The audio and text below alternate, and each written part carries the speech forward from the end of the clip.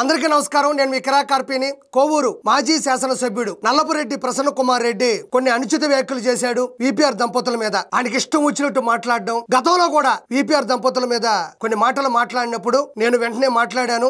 అప్పట్లో అవి వైరల్ కూడా అయ్యాయి. ఆడవాళ్ళ జోలికి రావద్దు, ఆడవాళ్ళని ఏమీ మాట్లాడొద్దని కూడా టీడీపీ ప్రభుత్వం ప్రతిరోజు చెప్తూనే ఉంటుంది. అదే విధంగా కూడా తెలుగుదేశం పార్టీలో ఆడవాళ్ళకి కీలకమైన పదవులతో పాటు మంచి సంస్కారం కూడా ఇస్తూ ఉంటుంది. కాబట్టి ఆ నల్లపురెడ్డి ప్రసన్న కుమార్ రెడ్డి ఏం మాట్లాడాడో ఒకసారి విందాం. ప్రతిపక్ష హోదాలో పోరాటాలు చేస్తే మీరెందుకు ఉలిక్కి పడుతున్నారు? మీకెందుకు బాధ? రాజకీయాలలో అంత కోపాలు, అంత ఆవేశాలు పనికిరావు. ఇక్కడ నల్లపురెడ్డి ప్రసన్న కుమార్ రెడ్డి అంటున్నాడు, మేము అపోజిషన్ లో ఉంటూ పోరాటాలు చేస్తూ ఉంటే మీకెందుకు అంత ఆవేశం, అంత కోపం అని అంటా ఉన్నాడు. ఏం పోరాటాలు చేశాడు ఈయన?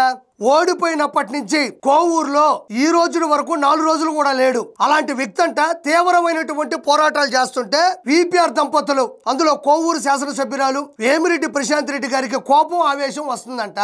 24 hours 365 days అహర్నిశలు ప్రజల్లో ఉంటూ, ప్రజలకై ఉంటూ, ప్రజల సంక్షేమం కోసం పోరాడుతున్నది ప్రశాంత్ రెడ్డి గారు. ఈయన ఓడిపోయినప్పటి నుంచి ఈ రోజుల వరకు కూడా కోవూరులో 4 రోజులు కూడా లేడు. మొన్న కాకాని గోవర్ధన్ రెడ్డిని అరెస్ట్ చేస్తే వచ్చి మెరుపు తీగల వచ్చి వెళ్ళిపోయినాడు. ఈయన చెప్తున్నాడు కోపం, ఆవేశం తగ్గించుకోండి అని. మనం చేసిన పాపాలే లోపాలై ఈ రోజు అవతల ప్రశ్నించేదాన్నే నువ్వు ఆవేశం అనుకుంటున్నావు నల్లపురెడ్డి ప్రసన్న కుమార్ రెడ్డి. ఎంతో ముందు కూడా తీవ్రమైనటువంటి వ్యాఖ్యలు విపిఆర్ దంపతుల మీద చేశావు. వాళ్ళ పెళ్లిళ్ళ గురించి, కుటుంబాల గురించి క్యారెక్టర్ అసాసినేషన్ చేశావు. వాళ్ళ ఉసురు తగిలి ఈ రోజు కోవూరులో నిలబడే స్థానం లేకుండా పోయినావు. ఆ రోజుల్లో 54,583 ఓట్ల మెజారిటీతో ప్రశాంత్ రెడ్డి గారు విజయాన్ని దక్కించుకున్నారు. ఎందుకు దక్కించుకున్నారు? మనం కోవూరులో ఏమైనా పొడిస్తే కదా, కోవూరులో ఏమైనా చేస్తే కదా. వైన్స్, మైన్స్, గ్రావెలు, ఇసుక ఏది పడితే అది స్వలాభం కోసం అకౌంట్ లో డబ్బులు వేసుకున్నటువంటి వ్యక్తి. అకౌంట్ లో కూడా వేసుకోవాలి, లెక్కలు మళ్ళీ తెలిస్తే ఎక్కడ లోపల వేస్తారని చెప్పి లోపల దాపెట్టుకున్నటువంటి మనిషి నువ్వు కూడా ఈ రోజు ప్రెస్ మీట్ పెడుతుంటే నవ్వు వస్తుంది. ఏం ప్రసన్న కుమార్ రెడ్డి, ప్రశాంత్ రెడ్డి గారిని నడమంత్రపు సిరి అంటున్నావు. నేను షూట్ గా నిన్ను ప్రశ్నిస్తా ఉండా. నువ్వేమన్నా మీ అమ్మగారు కడుపుల నుంచి బయటకు వచ్చేటప్పుడు 4 ఉంగరాలు పెట్టుకొని వచ్చావా? పట్టు వస్త్రాలు కట్టుకొని వచ్చావా? పొలాలు, స్థలాలు, బంగళాలు, బంగారాలు ఇవన్నీ కొట్టుకొని వచ్చావా? పుట్టి పెరిగి పెద్దోడైన తర్వాత నాయన రాజకీయాన్ని, నాయన ఆస్తులను అనుభవిస్తున్నావు అంతే. నువ్వు సాధించింది, సంపాదించింది లేదు. నిజంగా చెప్పాలంటే నీది నడమంత్రపు సిరి. విపిఆర్ గారు ఆడవాళ్ళంటేనే ఇంట్లోనే ఉండాలి అని కాకుండా ప్రజల మధ్యన ఉండాలి అని తన సతీమణిని అన్ని రంగాల్లో కూడా ముందస్తు స్థాయిలో నిలబెట్టడానికి అహర్నిశలో కష్టపడుతున్నాడు. ఇది నిజంగా ఆడవాళ్ళకి ఆయన ఇచ్చేటువంటి విలువ. నిజం చెప్పాలంటే విపిఆర్ గారు విపిఆర్ ఫౌండేషన్ ద్వారా కొన్ని కోట్ల రూపాయలతో మంచి పనులు చేస్తూ ఉన్నాడంటే ఆయన వెనుకున్నటువంటి ప్రశాంత్ రెడ్డి గారి సహాయం, సహకారం నెల్లూరు ప్రజలు ఎప్పటికీ మర్చిపోరు. ఇది గుర్తుపెట్టుకో. వైఎస్ఆర్ కాంగ్రెస్ పార్టీ నాయకులంతా వెన్నుపోటుదారులంట, కార్యకర్తలంతా వెన్నుపోటుదారులంట. వీళ్ళందరూ కలిసి వైఎస్ఆర్సీపీలో ఉండేటువంటి నాయకులు వీళ్ళందరూ కలిసి జూన్ 4వ తారీఖుని వెన్నుపోటు దినోత్సవంగా చిత్రీకరిస్తే తప్పులేదు. కానీ మీరందరూ వెన్నుపోటు దారులు అంటే గుండెపోటు వస్తుందా? ఏం మీరు నిజంగా మీరు వెన్నుపోటు దారులు కాదా? ఏమంత ఉలిక్కి పడతా ఉండవు? జూన్ 4వ తారీఖు వచ్చిందో లేదో కార్డులో ఒకటి పెట్టుకొని, చెవులో పూలు పెట్టుకొని, జనాలు ఏప్రిల్ పూలు చేస్తూ మీరందరూ మాట్లాడింది తప్పు కాదా? నేను ఒకటే అడుగుతున్నా, వేమిరెడ్డి ప్రభాకర్ రెడ్డి గారు మీరు ఏ పార్టీలో నుంచి ఏ పార్టీలోకి వెళ్లారు? జగన్మోహన్ రెడ్డి గారు దయపెడితేనే కదా. ఇక్కడ కోవూరు ప్రసన్న కుమార్ రెడ్డి ఫ్లాష్ బ్యాక్ మర్చిపోకూడదు, గత చరిత్ర మర్చిపోకూడదు. వేమిరెడ్డి ప్రభాకర్ రెడ్డి గారికి వైఎస్ జగన్మోహన్ రెడ్డి దయతలిస్తే రాజ్యసభ సభ్యుడైనాడు అంటున్నాడు. ఇక్కడ ఒక మాట మాట్లాడాలి. ఏం కోవూరు ప్రసన్న కుమార్ రెడ్డి, నీకు తెలుగుదేశం పార్టీ భిక్ష పెడితేనే కదా, నువ్వు అడుక్కుంటేనే కదా నీకు టీడీపీలో ఎమ్మెల్యే సీట్ వచ్చింది. 1994లో గెలిచావు తెలుగుదేశం పార్టీ నుంచి, 1999లో గెలిచావు తెలుగుదేశం పార్టీ నుంచి, 2009లో గెలిచావు తెలుగుదేశం పార్టీ నుంచి. చక్కెర కర్మాగార శాఖ మార్చులుగా కూడా పనిచేశావు. మరి అది తెలుగుదేశం పార్టీ కదా, వాళ్ళు ఇచ్చిన సీటు వల్లే కదా నువ్వు గెలిచి ఆ రోజుల్లో ఎమ్మెల్యే అయ్యావు. అది మర్చిపోయావా? మరి నువ్వెందుకు 2011లో వైఎస్ఆర్సీపీ నుంచి జాయిన్ అయ్యావు? ఎందుకంటే మనకి సౌమ్యంగా ఉండండి, మంచిగా ఉండండి, ఆడవాళ్ళని గౌరవించండి, విలువలు విశ్వసనీయతో కూడిన రాజకీయం చేయండి అంటే మనకు నచ్చదు కదా. మనకి నోటి దోల వలబడిన వంశీకి గాని, కొడాల నానికి గాని అందులో నువ్వేం మాత్రం తగ్గిపోవు. ఆ నోటి దోలకి కావాల్సినంత టఫ్ ఇచ్చేది వైఎస్ఆర్సీపీ కాబట్టి ఆ రోజుల్లో నువ్వు వైఎస్ఆర్సీపీలో గెలిపినావు. మరి టీడీపీ పెట్టిన భిక్ష కాదా, టీడీపీ పెట్టిన గింజలు కాదా నువ్వు తినింది? ఈ రోజు విపిఆర్ గారు రాజ్యసభ సభ్యుడిగా వైఎస్ఆర్సీపీ నుంచి నామినేట్ అయ్యారు. అయితే ఏంటి, ఆయన రాజకీయాల్లోకి వచ్చేలోపే విపిఆర్ ఫౌండేషన్ ద్వారా కొన్ని కోట్ల రూపాయల సొంత ఖర్చులతో తాగునీరు కావచ్చు, పిల్లలకి కార్పొరేట్ స్థాయి విద్య కావచ్చు, వైద్యం కావచ్చు, అదే విధంగా ప్రతి ఒక్క విషయంలో కూడా ఆయనే ప్రజల్లో ఉంటూ ప్రజలకి మంచి పనులు చేస్తా ఉన్నాడు. రాజకీయాలకు ఆయనకు అవసరం లేదు, రాజకీయాలకు రాకముందే ఆయనకు ప్రజలకు సేవ చేశాడు. కాబట్టి మాట్లాడేటప్పుడు మన గత చరిత్ర ఎప్పుడు కూడా మర్చిపోకూడదు. మీకు ఎంతో గౌరవం ఇచ్చాడు కదా, ఎంతో మర్యాద ఇచ్చాడు కదా, నేరుగా లంచ్ టైంలో డైనింగ్ టేబుల్ దగ్గరకు తీసుకువెళ్లి ఆయనతో పాటు నిన్ను కూర్చొని పెట్టుకుని భోజనం పెట్టాడు. ఇక్కడ ఒకటి ఆలోచించాలా. ప్రసన్న కుమార్ రెడ్డి అంటున్నాడు, నీకు దయదలిచాడు, ఎంతో గౌరవం ఇచ్చాడు, మిమ్మల్ని తీసుకెళ్లి డైనింగ్ టేబుల్ దగ్గర అన్నం పెట్టాడు.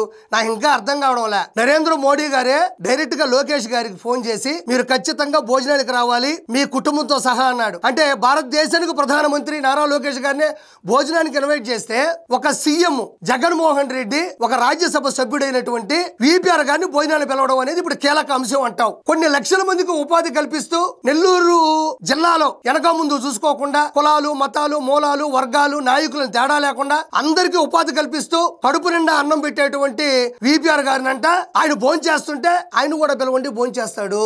అంటే ఏ కాలంలో ఉన్నావు? నిజాం కాలంలో ఉన్నావా, బ్రిటిష్ వాళ్ళ కాలంలో ఉన్నావా, రజాకార్ల కాలంలో ఉన్నావా, హిట్లర్ పరిపాలన జరుగుతా ఉండదా? ఒక నాయకుడు ఇంకొక నాయకుడు వచ్చి భోజనం చేస్తుంటే అంటే జగన్మోహన్ రెడ్డి దగ్గర భోజనం చేసే అర్హత ప్రపంచంలో ఎవరికీ లేదు. పొరపాటు విపిఆర్ గారికి వచ్చింది, అదొక నేషనల్ అవార్డు, ఆస్కార్ అవార్డు. ఆయనే అంత స్థాయిలో ఉండే వ్యక్తే అక్కడికి వెళ్ళి భోజనం చేశాడని నువ్వు ఇలా మాట్లాడుతున్నావే, నీ ముఖాన్ని కనీసం టీ నీళ్ళు కూడా పోస్తున్నాడు. మాట్లాడేటప్పుడు కొంచెం వెనక ముందు చూసుకోవాలా. ఇక్కడ మాట్లాడాల్సింది భోజనం పెట్టాడు కదా అని కాదు. రాజ్యసభ సీటు ద్వారా కొన్ని కోట్ల రూపాయలు ఇచ్చి డెవలప్ చేయమన్నాడు, మంచి పథకాలు ఇచ్చాడు. విపిఆర్ గారు అడిగిన ప్రతి విషయాన్ని కూడా క్షుణ్ణంగా ఆలోచించి సాయం చేశాడని చెప్పు. భోజనం పెట్టాడు, కారులో ఆయిల్ పోసాడు, వెళ్ళేటప్పుడు టిష్యూ ఇచ్చాడు, పోయేటప్పుడు బాయ్ చెప్పాడు. ఇవి కాదు కావాల్సింది. ఆయన ఎవరి జోలికి పోడు, ఎవరిని పల్లెత్తు మాట మాట్లాడాడు, సౌమ్యుడు, అజాత శత్రువు, ఎటువంటి అవలక్షణాలు లేని వ్యక్తి. అలాంటి వ్యక్తి వైఎస్ఆర్సీపీ నుంచి ఎందుకు తెలుగుదేశం పార్టీకి వచ్చాడని ఒకసారి ఆలోచించాలా. అలాంటి డైమండ్ ని, నెల్లూరు లెజెండ్ ని ఎందుకు వైఎస్ఆర్సీపీ కోల్పోయిందో అది క్షుణ్ణంగా ఆలోచించుకోవాలి తప్ప ఆయన ఎందుకు వెళ్ళిపోయాడని కాదు. ఇక్కడ ఇంకోటి ఆలోచించాలి. వచ్చే రాగానే నెల్లూరు లోక్సభ స్థానం నుంచి 2,45,902 ఓట్ల మెజారిటీతో ఎలా గెలిచాడు? అదన్నా నామినేటెడ్ పోస్టు, ప్రజల ఓట్లతో గెలిచిన పోస్టు కాదు. ప్రత్యక్ష రాజకీయాల్లో 2,45,902 ఓట్లతో గెలిచాడంటే అది అతని స్థాయి, అది విపిఆర్ గారి స్థానం. ఇది గుర్తుంచుకోవాలా.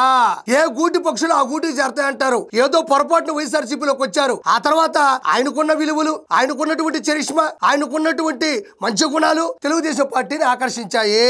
ఈ మాటలు మాట్లాడే, ఈ చేష్టాలు చేసే ఒక ఆనిముత్యాన్ని కోల్పోయారు. నిన్న మాట్లాడమైందా బుచ్చిరెడ్డిపాలెంలో ఆవేశంతో ఊగిపోతూ వైఎస్ఆర్ కాంగ్రెస్ పార్టీ నాయకులంతా వెన్నుపోటుదారులంటే ఇక్కడ ప్రజలారా ఒకటి గుర్తుంచుకోవాలా. 2024 ఎలక్షన్స్ ముందు ఈ మహానుభావుడు ప్రశాంత్ రెడ్డి గారి గురించి అనుచిత వ్యాఖ్యలు చేశాడు. కుటుంబాల గురించి, పెళ్లిళ్ల గురించి క్యారెక్టర్ అసాసినేషన్ చేస్తూ దారుణాతి దారుణమైన, నీచాతి నీచమైన మాటలు మాట్లాడాడు. ఈ వ్యక్తి చెప్తాడు పద్ధతుల గురించి. దెయ్యాలు మంచి మాటలు చెప్తే ఎలా ఉంటాయి, ఇలా ఉంటాయి. మీ భార్య భర్తలు వెన్నుపోటు పడవలేదా? జగన్మోహన్ రెడ్డి గారికి ఎంత మర్యాద ఇచ్చాడు, మీ ఆయనకి ఎంత గౌరవం ఇచ్చాడు. మర్యాద ఇస్తే పార్టీలో ఎందుకు ఉండరు, గౌరవిస్తే పార్టీలో ఎందుకు ఉండరు, మంచి పనులు చేయమని ప్రోత్సహిస్తే పార్టీలో ఎందుకు ఉండరు? ఇది ప్రజలకే వదిలేస్తున్నాను. బాంబేలో రెడ్ లైట్ ఏరియా ఉంది, ప్రపంచం అంతా తెలుసు. ఆ రెడ్ లైట్ ఏరియాలో కొంటున్నట్టుగా ఈ నియోజకవర్గంలో వైఎస్ఆర్ కాంగ్రెస్ పార్టీ నాయకుల్ని కొంటున్నారు మీరు. ప్రసన్న కుమార్ రెడ్డి, నీకు కొంచెం సిగ్గైనా శరమైనా ఉందా? సభ్య సమాజంలో ఉన్నావు, ప్రజాస్వామ్యంలో ఉన్నావు, అన్ని సార్లు ఎమ్మెల్యేగా గెలిచావు. మీ నాయకుల్ని, మీ కార్యవర్గాన్ని తెలుగుదేశం పార్టీకి సంబంధించిన ప్రశాంత్ రెడ్డి గారు, విపిఆర్ గారు కొనేస్తున్నారు అంటున్నావే, దానికి ఇది ఏమన్నా పోలిక? పోలిక ఎలా ఉండాలి? సంతలో గొర్రెల్ని, బర్రెల్ని, ఊర్లలో నాటుకోల్ని కొన్నిటి కొంటున్నారు అని అనాలి. అది కూడా వాళ్ళు చేయాల్సిన అవసరం లేదు. వాళ్ళు చేసిన మంచి పనులే తిరిగి ప్రజాస్వామ్యంలో అత్యున్నత స్థానంలో భార్యాభర్తలు నిలబెట్టాయి. నువ్వేం మాట్లాడుతా ఉండవు? రెడ్ లైట్ ఏరియాలో ఉండే ఆడవాళ్ళని కొనడం, వాడుకోవడం. మొదటిసారి కోవూరు నుంచి ఒక మహిళా శాసనసభ సభ్యురాలు గెలిస్తే ఆవిడికి కౌంటర్ ఇవ్వాల్సిన్నా, మాటకు మాట మాట్లాడాల్సిన్నా, ప్రశ్నించాల్సిన్నా, ఇలాంటి పోలికలా నువ్వు మాట్లాడేది? రెడ్ లైట్ ఏరియాలు, అందులో ఆడవాళ్ళు వాడుకోవడం వదిలేయడమా?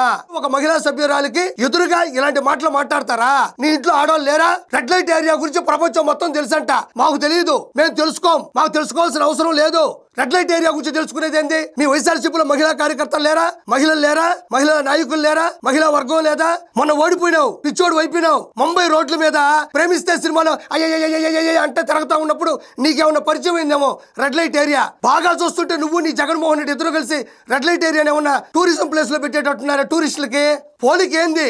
రెడ్ లైట్ ఏరియాలు ఎందుకు వస్తున్నాయి నీకు? ఇంకొకసారి గుర్తుపెట్టుకో, ఆడవాళ్ళ గురించి మాట్లాడేటప్పుడు, ఆడవాళ్ళని ప్రశ్నించేటప్పుడు, మాటకు మాట మాట్లాడేటప్పుడు రెడ్ లైట్ ఏరియా అనే పదం వస్తే నీ ఫ్లడ్ లైట్ పగలుతుంది. సిగ్గుందా కొంచెమైనా నీకు?